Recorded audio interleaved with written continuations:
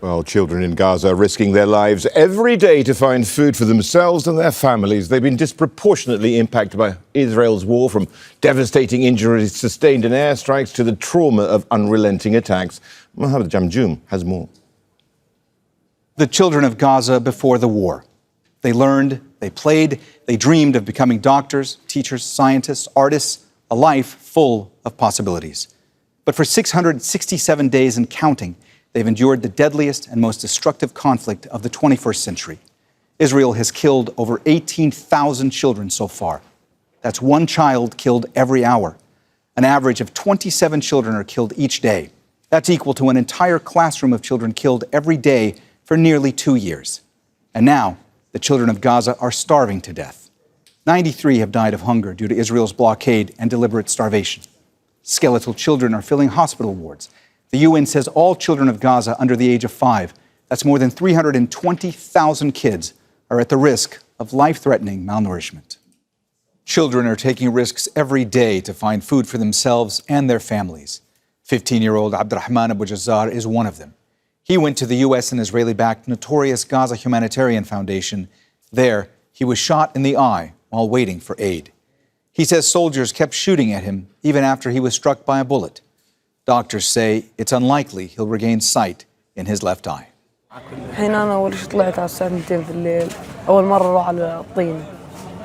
طلعت ورحت أنا أبحث عن طعام، فيش إخوان مش لاقيين ياكلوا. الحين طلعت صرت قدمت مع الناس لما ضليت عند المنتزه الإقليمي على الساعة لما صارت الساعة 7. بعدين شفت الناس صارت تقدم، رحت معاهم ضليت نمشي من الطريق اللي بروح معاهم. صرنا نجري الحين ضلوا يطخ علينا. في معي 3 تصاوب. الحين أول ما بدينا نجري ضل يطخ علينا، لما وصلنا بعدين الحين حسيت كهرب. بعدين ارتميت على الأرض، ضلوا مسكني كهرب زي هيك، بعدين رخي جسمي، صرت أحسس والله إصابة، مش حاسس، أنا مش عارف وين. بعدين صرت أزعق وين يا ناس، فيش حد هنا، صار يقولوا لي ارجع لورا تجيش لقدام. صرت اقول لهم وانا كنت الطريق صار يقولوا لي فراس. الحين صرت اعاني، الحين صرت قالوا لي ارجع لورا ما تقدمش لقدام حتضلك تنزل. الحين صرت وانا برجع لورا وبطخ علي. الحين صرت اتشاهد واذكر الله وقلت خلاص. حط عينك بيدك هيك، حط ايدك هيك. شايف الضوء؟ لا. لما يجي ضوء قول لي اجى ضوء، لما يروح الضوء قول لي راح الضوء. شايف ضوء؟ لا. طيب هذا إصابة نافذة في العين، طلق ناري، وطبعا النتيجة بعد الإصابة أن المريض لا يردوه، فهو فاقد النظر تماما. بعدين قالوا في عملية وطلعت على الساعة 8 على العملية. بعدين موعد شغل على الساعة 2 في الليل. وبعدين الحمد لله هي حسنا، الحمد لله. إن شاء الله برجع البصر يا رب، إن شاء الله. Dr. Seema Jilani is a pediatrician and a board member of INARA, the International Network for Aid, Relief and Assistance. She joins us live from Houston in Texas. Dr. Jilani, thank you for joining us. Now, you've been in Gaza and Egypt helping these children on several occasions. The conditions have certainly worsened over time. Have the nature of injuries sustained by these kids also changed? And what stories can you tell us? Well, I was last in Gaza in 2024, and at that time we were seeing mass casualty after mass casualty, traumatic amputation after traumatic amputation, death and disability entirely all around us in the emergency room, such that there is no hospital system, no matter how sophisticated, that could possibly keep up with that. In Egypt last month when I was there, assisting Gazan refugees for INARA, we saw the children coming out extraordinarily malnourished and having malnutrition, unable to sustain themselves, which also, in terms of the malnutrition, affects their entire body, particularly for children where they have brain and growth development, where developmental milestones will be missed, multi-organ failure. There was a family I visited in the hospital where the young girl, around 7 or 8, and the mother, who had gotten out for evacuation medically, were watching the television to see, oh, has daddy died today in the death trap?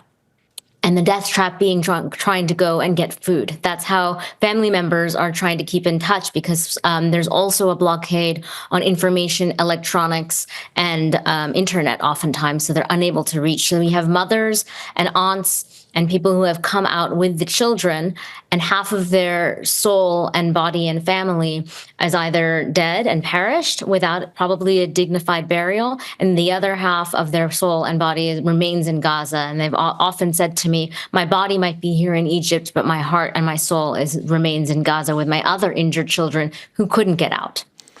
Dr. Jilani, that goes to the point, doesn't it? Ultimately, the physical trauma is one thing, but the mental scars run deep. And what can one do even to begin to address that?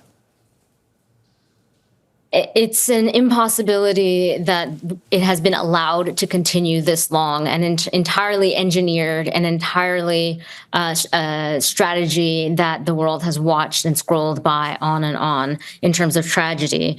It's the weaponization. We're seeing here the weaponization of food. We've seen the weaponization of diapers and formula. And I think it's also important to note that if there is no access to clean water, then how is the formula supposed to be mixed, which if you don't have the appropriate electrolytes going to a baby, they can have seizures, they can have brain swelling and permanent brain damage, and psychologically and psychiatrically, of course, these young people who have just come into Egypt are yearning for their siblings who are left injured back in Gaza, or their parent. There's not one family that I have seen that hasn't had multiple deaths in their family, both immediate and extended.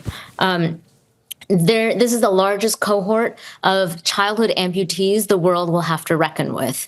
And the difference between death and amputee and disability is actually also has become weaponized, that not just death, but disability and amputations, which require an incredibly intense load of therapies, will also be weaponized.